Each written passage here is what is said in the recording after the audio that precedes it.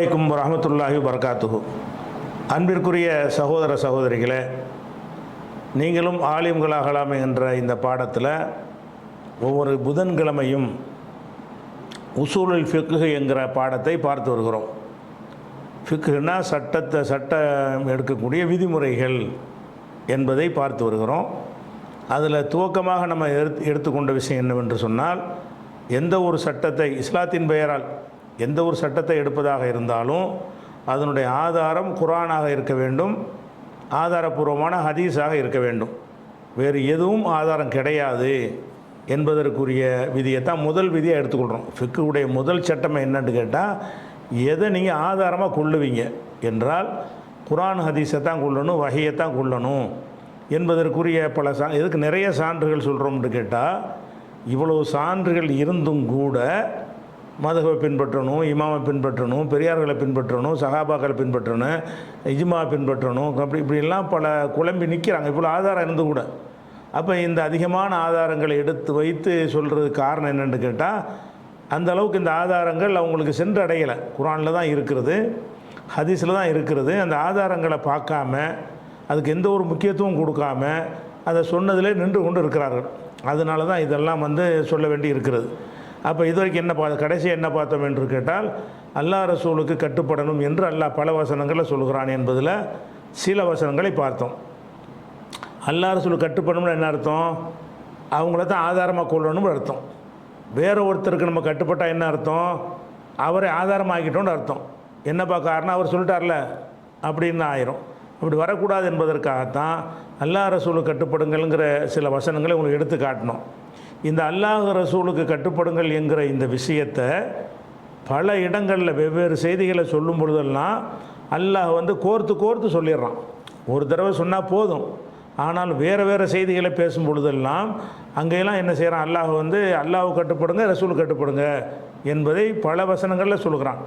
அதை ஒவ்வொரு வசனத்தையும் வாசித்து விலாவாரியாக சொல்லாமல் ஒரு மேம்போக்க அந்த வசனங்களை உங்களுக்கு எடுத்து காட்டணும். நீங்கள் குறித்து வைத்து கொள்ளுங்கள். இவ்வளோ இடத்துல அல்லாஹ் சொல்கிறான். இந்த வசனம் என்னன்னு கேட்டால், 8வது அத்தியாயத்தில் 21 வசனம்.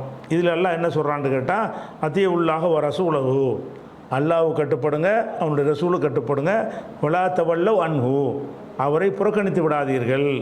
அப்போ அல்லாஹ் ரசூல் தான் ஆதாரம், அவங்கள தான் கட்டுப்படணும் என்று அல்லாஹ் சொல்கிறான்.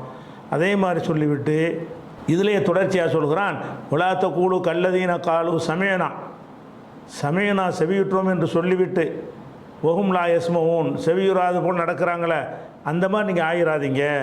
அல்லாஹ்வுக்கு கட்டுப்படுங்க, ரசூலுக்கு கட்டுப்படுங்கிறத வாயில் சொல்கிறீங்க, ஆனால் அதை செவி ஏற்க மாட்டேங்கிறீங்களே, அப்படி கூட்டம் ஆயிராதீங்க என்பதை அல்லாஹ் இதில் வலியுறுத்துகிறான். இதே கருத்தை அல்லாஹ் சொல்லி காட்டுகிறான். 33வது அத்தியாயத்தில் 71வது வசனத்தில் சொல்கிறான், ஒமை யுத்த இல்லாஹ வ ரசூலஹு, யார் அல்லாஹ்வுக்கும் ரசூலுக்கும் கட்டுப்படுகிறாரோ ஃபக்கத் ஃபாஸ ஃபௌஸன் அலீமா, அவர்தான் மகத்தான வெற்றி பெற்றார். மகத்தான வெற்றிக்காகத்தான் மார்க்கத்தில் இருக்கிறோம். மகத்தான வெற்றி என்பது ஆகிரத்தில் உள்ள வெற்றி. மகத்தான வெற்றி பெறுவதற்கு என்னத்தை காரணமாக அல்லாஹ் சொல்கிறான்னு கேட்டால், ஒமை யுத்த இல்லாஹ வ ரசூலஹு, அல்லாஹ்வுக்கும் ரசூலுக்கும், வேறு யாரையும் இங்கே சொல்லலை. அல்லாஹ்வுக்கும் ரசூலுக்கும், உங்கள் பெரியவர்களுக்கும், உங்கள் முன்னோர்களுக்கும், உங்களுடைய இஜ்மாகளுக்கும் அப்படின்லாம் அல்லாஹ் ரெண்டு தான் சொல்கிறான்.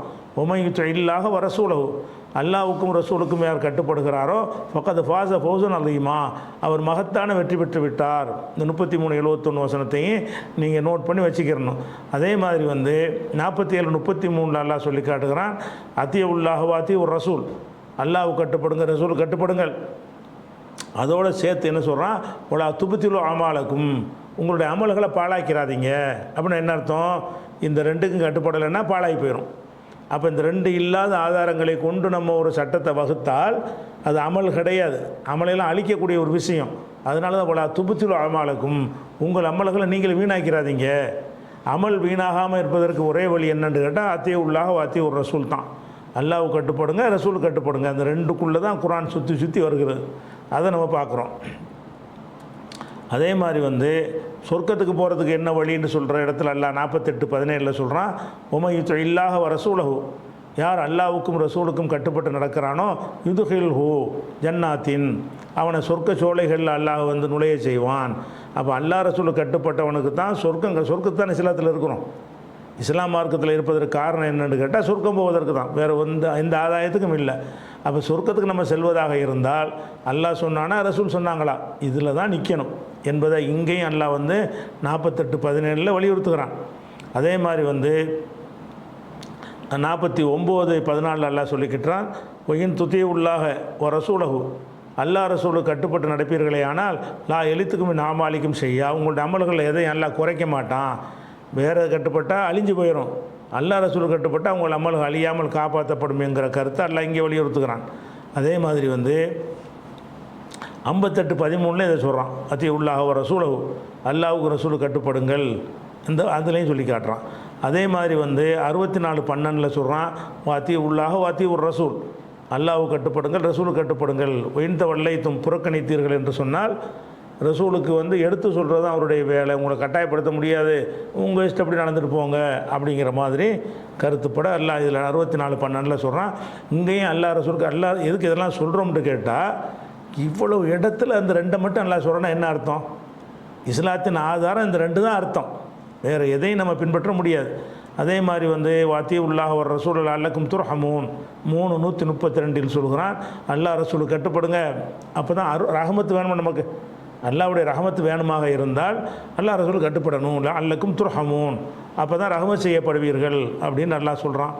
அதே மாதிரி ரசூலுக்கு கட்டுப்படுறதை பற்றி சொல்லும் பொழுது அல்லாஹ் என்ன சொல்கிறான், 4:81 உமையுத்தி இல்லாஹ ரசூலை உமையுத்தி ரசூலை, யார் ரசூலுக்கு கட்டுப்பட்டு நடக்கிறானோ ஃபகதாத்தா அல்லாஹ், அவன் அல்லாஹுக்கு தான் கட்டுப்பட்டான். அப்போ ரசூலுக்கு நீங்கள் கட்டுப்பட்டீங்கன்னா அல்லாஹ்வுக்கு கட்டுப்பட்ட மாதிரி என்று சொல்லி, அப்போ ரசூலுக்கு கட்டுப்பட மாட்டோம்னு சொல்கிறாங்களா, அந்த கூட்டத்துக்கு ஒரு மறுப்பாகவும் இருக்கிறது. அதே நேரத்தில் பின்பற்றுவதற்கு உரியது ரசூல் தான், கட்டுப்படுவது ரசூலுக்கு தான் என்று அல்லாஹ் சொல்கிறான். 3வது ஆளுக்கு இடம் இல்லை. அதே மாதிரி 24:56 அல்லாஹ் சொல்லி காட்டுறான், அல்லாஹ் ரசூலுக்கு கட்டுப்படுங்க, லஅல்லக்கும் துர்ஹமூன், அப்போ தான் நீங்கள் அருள் செய்யப்படுவீர்கள்.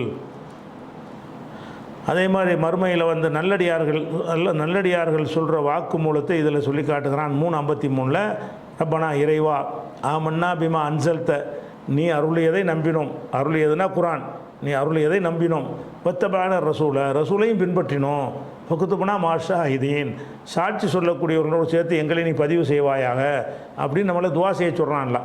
என்ன துவா செய்ய? 2 விஷயத்தை சொல்ல சொல்கிறான். ஒன்று, நீ இறக்குனதை நம்பணும், இறக்குனதுங்கிற குரான், நீ எதை இறக்கினாய் அதை நம்பினோம்.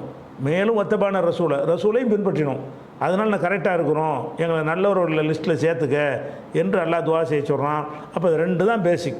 அல்லாஹ் அருளியதை ஏற்றுக்கொள்வது, ரசூலை பின்பற்றுவது தான் பேசிக் என்று இதில் காட்டுகிறது. அதே மாதிரி 24:51 அல்லாஹ் சொல்லி காட்டுகிறான், இன்னமா காண கவுலல் மூமினீன இதா தூ இலல்லாஹி வ ரசூலி, அல்லாஹ் ரசூலின் பக்கம் மூமின்கள் அழைக்கப்படுவார்களே ஆனால் யஹ்கும் பைனஹும், அவங்களுக்கு மத்தியில் தீர்ப்பளிப்பதற்கு அழைக்கப்பட்டால் அவங்க கூட அவங்க சொல்ல வேண்டும், சமயனா வாத்தானா, செவியுற்றோம் கட்டுப்பட்டோம், இவங்க தான் வெற்றி பெற்றவர்கள். அப்போ அல்லாஹ் சொன்னதை கேளுங்கன்னா சரின்றணும், ரசூல் சொன்னதை கேளுங்கன்னா சரின்றன்னு இல்லை, அவர் வேறு மாதிரி சொல்லியிருக்கிறாரே அப்படின்னு முடிஞ்சு வச்சுக்கதை, வெற்றி பெற முடியாது. அது 24:51 அல்லாஹ் சொல்லி காட்டுகிறான்.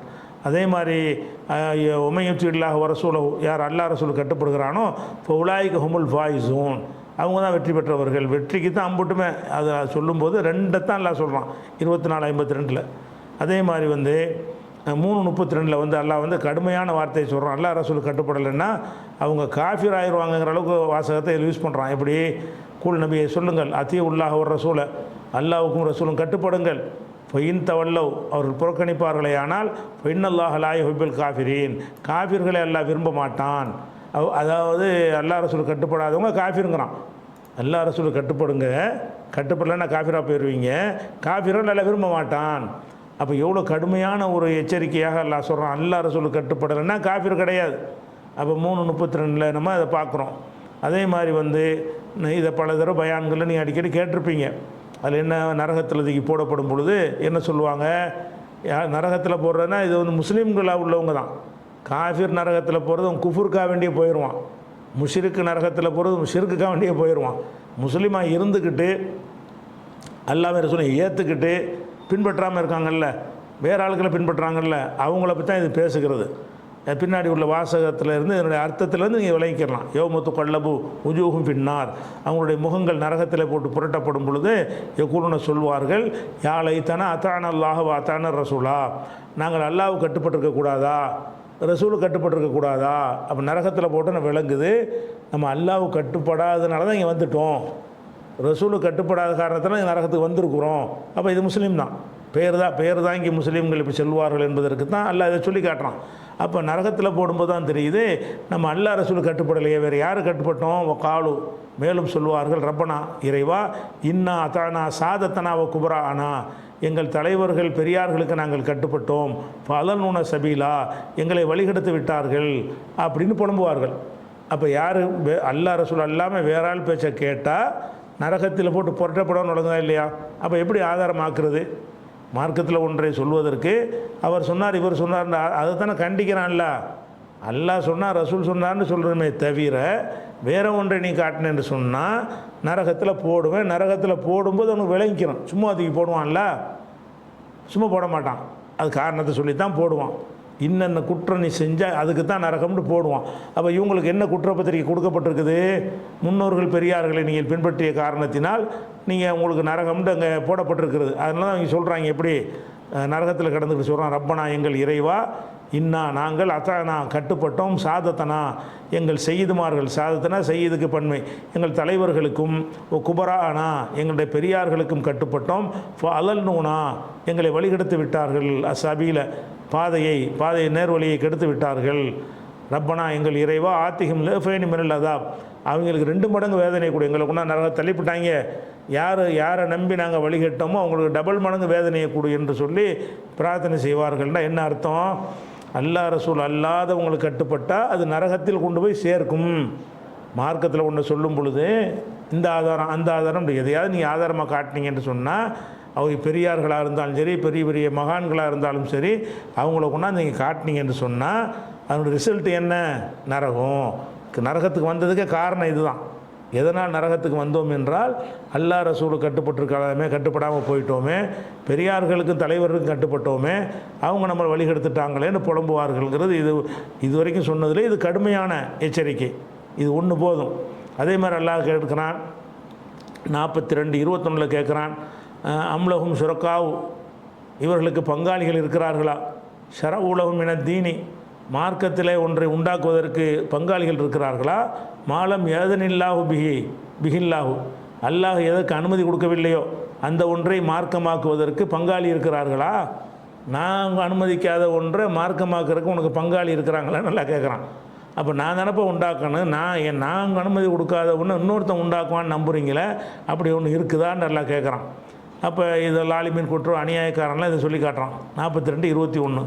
அதே மாதிரி நீங்கள் அல்லாஹ் ரசூல் சொல்லாத ஒன்றை ஆதாரமாக ஆக்குனீங்கன்னு சொன்னால், ஆதாரமாக ஆக்கி அதன்படி ஒரு சட்டத்தை இயற்றினீங்கன்னு சொன்னால் அதுக்கு உள் அர்த்தம் என்ன தெரியுமா? அல்லாஹ்வுக்கு நீங்கள் சொல்லி கொடுக்குறேன்னு அர்த்தம். அதாவது எதாக இருந்தாலும் அல்லாஹ் சொல்லிவிட்டான், ரசூலும் சொல்லிவிட்டாங்க, அதில் இல்லை ஒரு பெரியார் சொன்னார்னு ஒன்று உண்டாக்குறீங்க அப்படின்னா என்ன இதுக்கு அர்த்தமாகுது? இவருக்கு இவர் சொன்ன விஷயம் அல்லாஹ்வுக்கு நம்ம சொல்லி கொடுக்குறோம், தீனை பற்றி அல்லாஹ்வுக்கு நம்ம சொல்லி கொடுக்குறோன்னு அர்த்தம் வருதான். அப்படின்னு நல்லா கேட்குறான். இப்படி குல் நபி நீங்கள் கேளுங்கள், அது அல்லிமூன் அல்லாஹ் பிதீனிக்கும், உங்களுடைய தீனை நீங்கள் அல்லாஹ்வுக்கு கற்றுக் கொடுக்குறீங்களா? நீங்கள் அல்லாஹ்வுக்கு கற்றுக் கொடுக்குறீங்களா? அல்லாஹு யாலும் மாஃபி சமாவாத்தி மாஃபில் அர்து, வானங்களில் உள்ளதையும் பூமியில் அல்லாஹ் அறிகிறான், நீங்கள் அல்லாஹ்வுக்கு கற்றுக் கொடுக்குறீங்களா? அப்போ நம்ம குர்ஆன் ஹதீஸில் இல்லாத ஒன்றை மார்க்கம்னு ஆக்கணும் என்று சொன்னால் அல்லாஹ் அதை சொல்லலேண்டு ஆகுது, அல்லாஹ்வுக்கு தெரியலேண்டு ஆகுது, நம்ம தான் அதை உண்டாக்குறோண்டு ஆகுது. அதுதான் அல்லாஹ் கடமையாக கேட்குறான், நீங்கள் எனக்கு மார்க்கம் சொல்லி தர்றீங்களா? அப்படி ஆயிரும். நமக்கு மார்க்கத்தில் சட்டம் எடுக்கும் பொழுது குர்ஆனில் இருக்க ஹதீஸில் இந்த நூல் பிடிச்ச மாதிரி நிற்கணும். ஒரு ஸ்டெப்பு நவண்டோம்னு வைங்க, இந்த அல்லாஹ்வுக்கு சொல்லி கொடுக்குற குற்றம் ஆயிரும் என்றதை 49:16 அல்லாஹ் சொல்லி கேட்டுக்கிறான். அதே மாதிரி அல்லாஹ் கேட்குறான், சில அது ஹலால் இது ஹராமு, இது ஷாபிக்கு ஹலால் ஹனபிக்கு ஹராமுன்றலாம் என்ன செய்கிறாங்க, ஹலால் ஹராமில் வாயில் வந்தபடிலாம் பேசுகிறார்கள். அதுக்கு அல்லாஹ் கேட்குறான், குல் நபி நீங்கள் சொல்லுங்கள், அராய்த்தும் மா அன்ஸலல்லாஹு லக்கும் மின் ரிஸ்கின், அல்லாஹ் உங்களுக்கு ஒரு ரிஸ்கை இறக்கி வைத்திருக்கும் பொழுது இப்போ ஜஅல்தும் மின்ஹு, அதிலிருந்து நீங்கள் ஆக்கி விடுகிறீர்கள் ஹராமன் ஹலாலன், ஹராமே ஹலாலை நீங்கள் ஆக்குறீங்க. நான் ரிஸ்கை இறக்கியிருக்கிறேன், ஹராம்னா நான் தான் சொல்லுவேன், நீங்கள் என்ன செய்கிறீங்க? இப்போ ஜஅல்தும் மின்ஹு, அதிலிருந்து நீங்கள் ஆக்கி கொள்கிறீர்கள் ஹராமன் ஓ ஹலாலான், ஹராமையும் ஹலாலையும் நீங்கள் ஏற்படுத்தி கொள்கிறீங்க. குல் நபியை நீங்கள் கேளுங்கள், அல்லாஹ் அதினலக்கும், அல்லாஹ் தான் உங்களுக்கு அனுமதி கொடுத்தானா, அலல்லாஹி தப்தரும், அல்லா மேலே இட்டு கட்டுறீங்களா? அப்போ ஹலால் ஹராம்னு சொன்னால் அல்லாஹ் தான் அனுமதி கொடுத்தானான்னு போய் கேட்கணும், ஆதாரத்தை சொல்லு. அப்போ நீங்கள் ஹலால் ஹராம்னு ஆக்குறது இபாதத்தில் கூட இது வராது. திங்கிற உலகப் பொருள்களை பயன்படுத்துகிற விஷயத்துக்கு தான் ஹலால் ஹராம் வரும். அதில் கூட அதிகாரம் கொடுக்கலாம். இல்லை, நான் ரிஸ்க்கை படைச்சிருக்கிறேன், அதில் எது கூடாதோ அதை நான் சொல்லிடுவேன், எது கூடுமோ அதை நான் தான் சொல்லுவேன். நீங்கள் என்ன செய்கிறீங்க, நான் இறக்குன ரிஸ்கிலேயே இது ஹராமுங்கிறீங்க, இது ஹலாலுங்கிறீங்க, இப்படி சொல்கிறீங்களே, இதுக்கு நான் தான் அனுமதி கொடுத்தேன்னா? அப்போ இந்த கேள்வி நம்ம கேட்க மாட்டேங்கிறாங்க. அஜர்த்துமார்கள்ட்ட என்ன செய்ய மாட்டேங்கிறாங்க, அல்லாஹ் அனுமதி கொடுத்தானா அலல்லாஹி தப்தரும், அல்லாஹ் மேலே இட்டு கட்டுறீங்களா? 10:59 அல்லாஹ் கேட்டுக்கிறான். அதே மாதிரி மூமினார்களுடைய பண்பை, நிறைய பண்புகளை சொல்லி காட்டும்போது அதில் இறுதியான ஒரு பண்பால் என்ன சொல்கிறான்னு கேட்டால், யுத்தியூன அல்லாஹ் வ ரசூலஹு, அல்லாஹுக்கு ரசூலுக்கு யார் கட்டுப்படுகிறார்களோ உலாய்க்க யர்ஹமுஹுமுல்லா, அவர்களுக்குத்தான் அல்லாஹ் ரஹமத் செய்வான், அருள் புரிவான் என்று 9:71 அல்லாஹ் சொல்லி காட்டுகிறான். அதே மாதிரி அல்லாஹ் ரசூலுக்கு கட்டுப்பட்டவங்க, உமையுத்தி இல்லாஹ வர் ரசூலை, அல்லாஹ் ரசூலுக்கு யார் கட்டுப்படுகிறானோ இப்போ உலாய்க்கமா அல்லதீன் அன்னமல்லாஹு அலைஹிம், யாருக்கு அல்லாஹ் பாக்கியம் புரிந்தானோ அவர்களோடு இருப்பார்கள். மினன் நபியின ஓ சித்திகீன ஓ சுகதாயி ஓ சாலிஹீன், நபிமார்கள், சித்திகீன்கள், சுகதாக்கள், சாலிஹீன்களோடு இருப்பார்கள் அப்படின்னு சொல்லி அல்லாஹ் நம்ம மறுமையில் அப்படி இருக்க விரும்புகிறோம்ல. நபிமார்களோடு இருக்கணும், சித்திகீன்களோடு இருக்கணும், ஷஹீத்களோடு இருக்கணும், நன்மக்களோடு இருக்கணும் என்று ஆசைப்பட்டோம் என்று சொன்னால் அதுக்கு கண்டிஷன் உமையுத்து இல்லாத வர் ரசூல், யார் அல்லாஹ் ரசூல் கட்டுப்படுகிறானோ அவனுக்கு தான் அது கிடைக்கும் என்று 4:69 அல்லாஹ் சொல்லி காட்டுகிறான். இதெல்லாம் குர்ஆனுடைய, இது எல்லாமே ஒரு கருத்தை சொல்கிறதுனால வேகமாக சொல்லி முடிச்சாச்சு. நீங்கள் இந்த ஒரு வசனத்தை வைத்துக்கொண்டு நீங்களே என்ன சிந்தித்து பார்க்கணும். எதுக்கு நிறைய அள்ளி போடுறோம் என்று கேட்டால், இவ்வளோ ஆதாரங்கள் இருந்தும் கூட அவங்க தடுமாறி நிற்கிறாங்களே, எதுக்காக வேண்டி ஒரு ஆளை நம்ம ஏற்றுக்கிறோன்னு? அவர் மனிதர், நம்மளும் மனிதர், பெரியவர்கள் எவராக வேண்டாலும் இருக்கட்டும், அவரும் அல்லாஹ்வுக்கு கட்டுப்பட கடமைப்பட்டிருக்கிறாரு. அவர் தப்பு செஞ்சாலும் அல்லாஹ் தண்டிப்பான், நம்ம செஞ்சாலும் தண்டிப்பான். அவருக்கு வகி வராது. அவர் சொல்கிறது எது கேட்கணும். நானும் அடிமை, அவர் அடிமை தானே, சிறந்த அடிமையாக இருந்துட்டு போகிறாரு, அதனால் அடிமை இல்லைன்னு ஆயிருமா? இதை விளங்காமல் என்ன செய்கிறாங்கன்னு கேட்டால், அந்த பெரியார் சொன்னால் சரி, சஹாபி சொன்னால் சரி, ஈஜ்மா சொன்னால் சரி, முன்னோர்கள் சொன்னால் சரி, சலஃப சாலிஹீன்கள் சொன்னால் சரின்னு அதெல்லாம் மார்க் ஆதாரம் ஆக்கினார்கள் என்று சொன்னால், இவ்வளோ ஆதாரங்கள் நம்ம என்ன பண்ணுறது? அல்லாஹ் ரசூலுக்கு கட்டுப்படுங்க, வேறு யாரும் கட்டுப்பட்டால் நரகத்துக்கு போயிடுவீங்க என்று சொல்லக்கூடிய இந்த வசனங்களை எல்லாம் நம்ம என்ன செய்வது? இதெல்லாம் குர்ஆனுடைய எச்சரிக்கைகள். ஹதீஸுகளில் இந்த மாதிரியான இந்த 2 தான் அடிப்படைங்கிறதுக்கு ஹதீஸுகள்லேயும் நிறைய இருக்கிறது.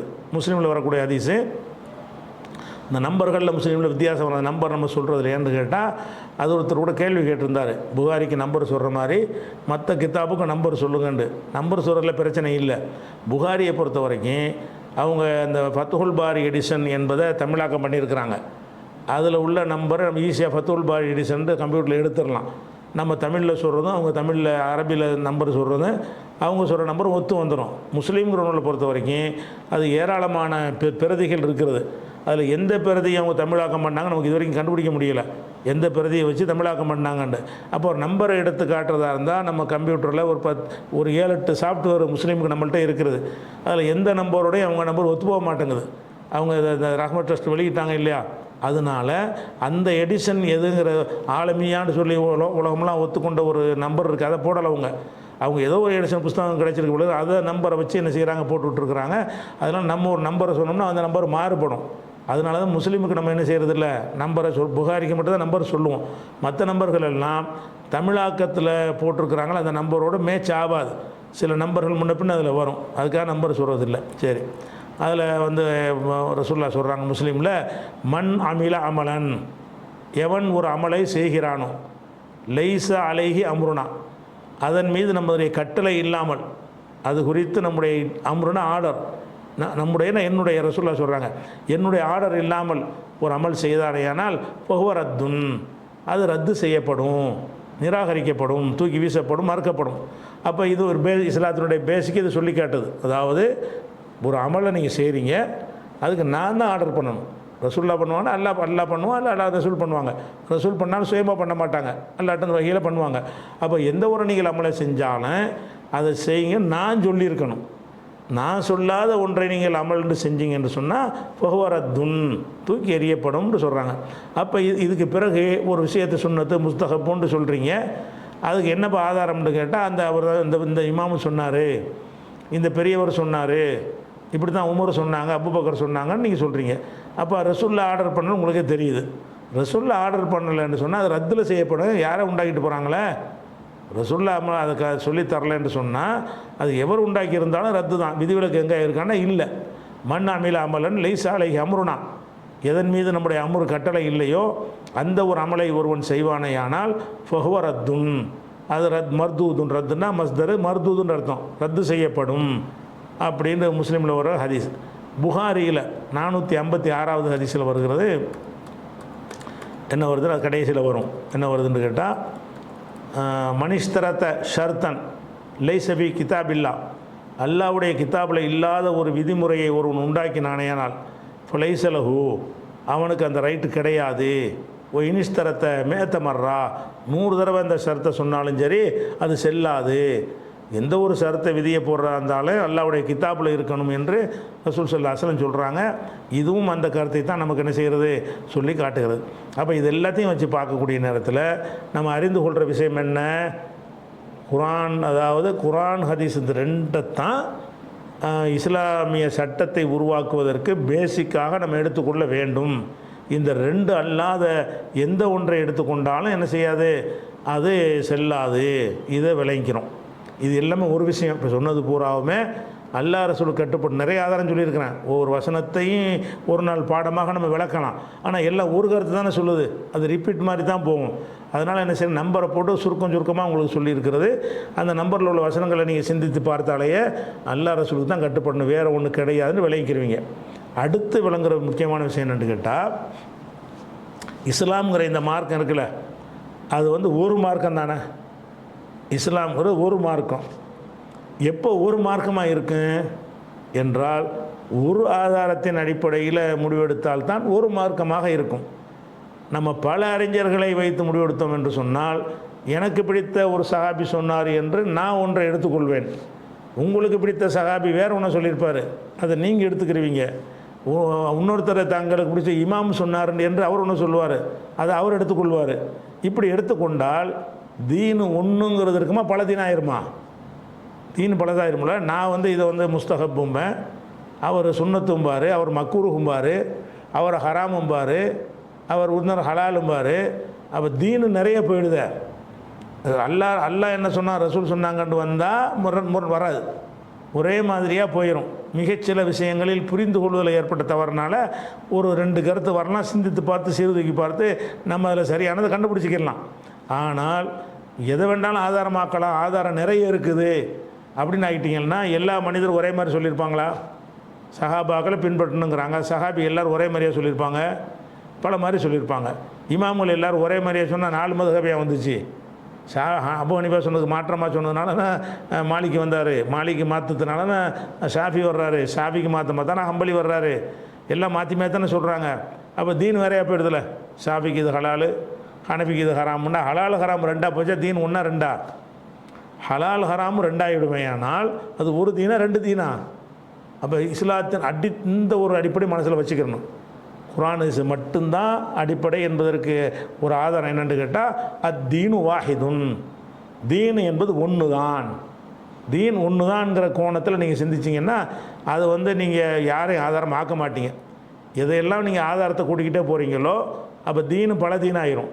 பேர் முஸ்லீம்னு ஒரு அட்டத்தில் இருப்பமே தவிர அவன் ஒரு தீனாக இருக்குது, இவனுக்கு ஒரு தீனாக மாறிவிடும்.